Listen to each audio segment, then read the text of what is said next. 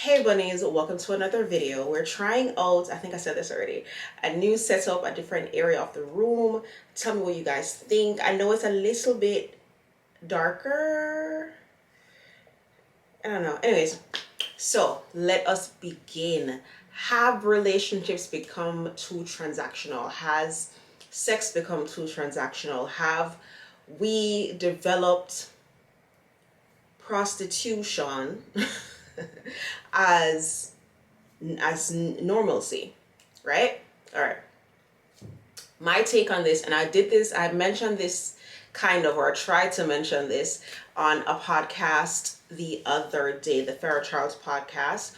She was doing a different segment with her friend Shadowfire. They had a group of us there, and we were talking about relationships, whatever.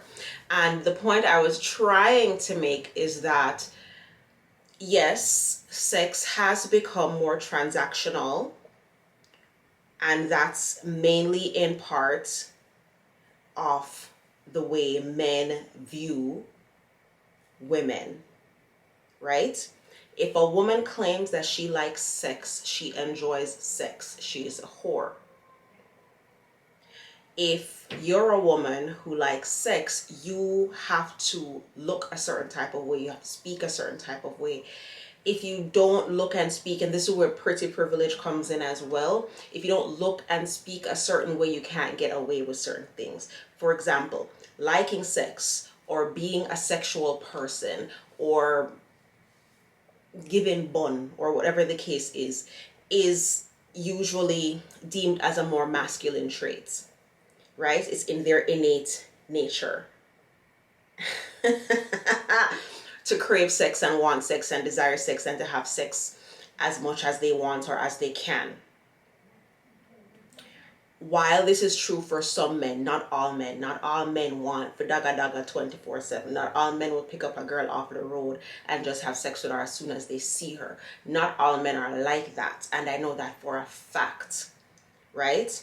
It's the same way there are some women who love sex, who just love to fuck, and that should be okay as well.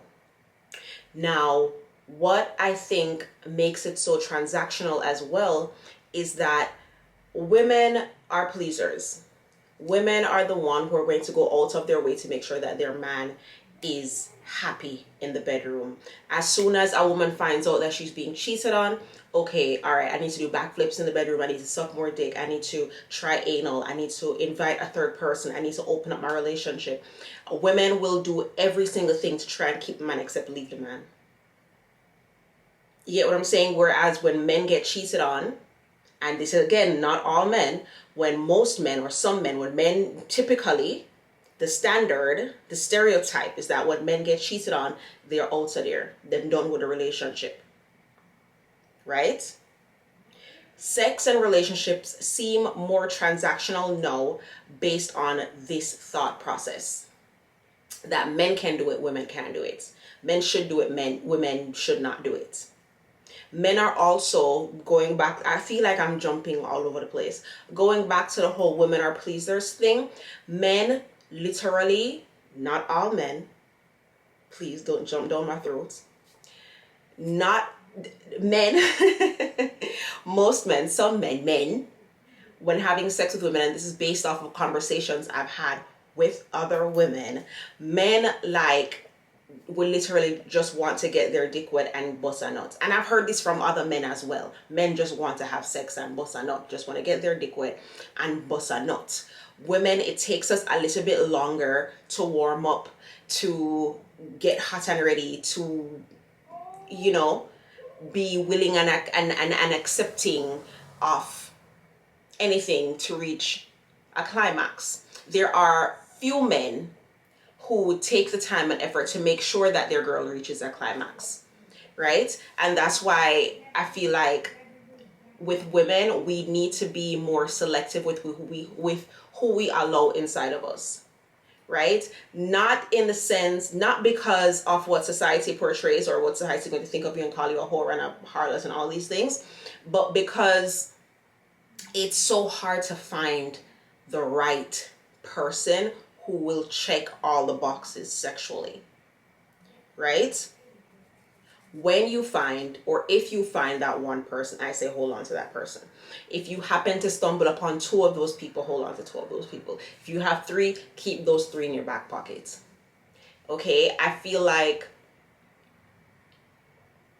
just having casual sex with random people, it doesn't lower your value. I don't think it lowers your value. You're just open, right? You're just like, fuck, no judgment here. I just feel like you're losing the opportunity to experience more at one time. If that makes sense. I hope I'm making sense. So you're jumping from Tom, Dick, and Harry, trying to achieve a wonderful orgasm, a wonderful sex life, right? Whereas if you just focus on Mike, if you just focus on that one person and build with that one person or fulfill your sexual bucket list with this one person, even if that includes inviting another guy or another girl or group, or if you want to swing and try another couple, you're still filling that bucket with one person and creating just memories and feelings and evoking emotions, in comparison to, like I said, trying Tom, Dick, and Harry and still not being fulfilled. Am I making sense? I hope I'm making sense.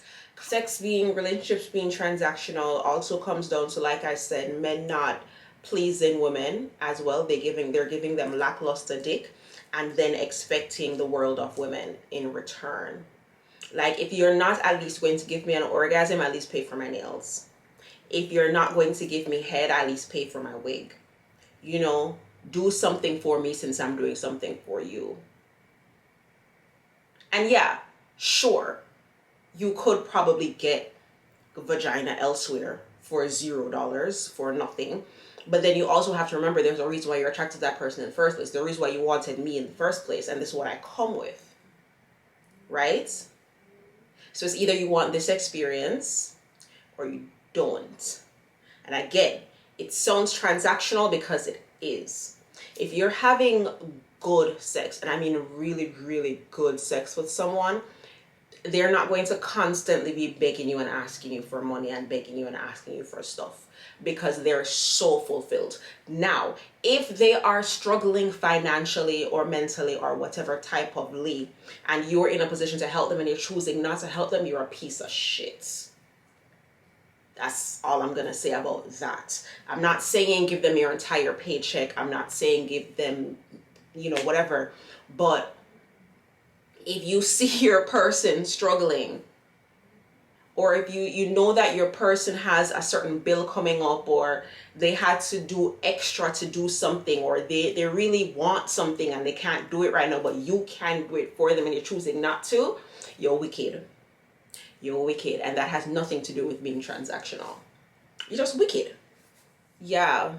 Sex and relationships being transactional comes down to the way that society views men and women having sex.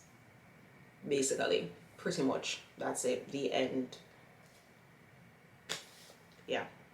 Even just talking about sex, like the way I'm speaking openly about sex, I've been called a whore many, many, many, many times for simply speaking about it and being comfortable speaking about it and not having shame about my past and the things that I've done or tried or experimented with doing on.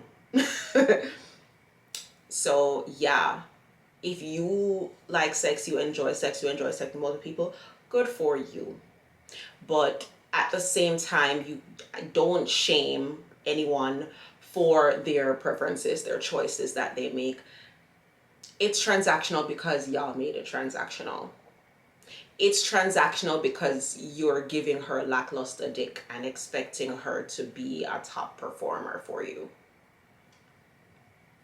It's transactional because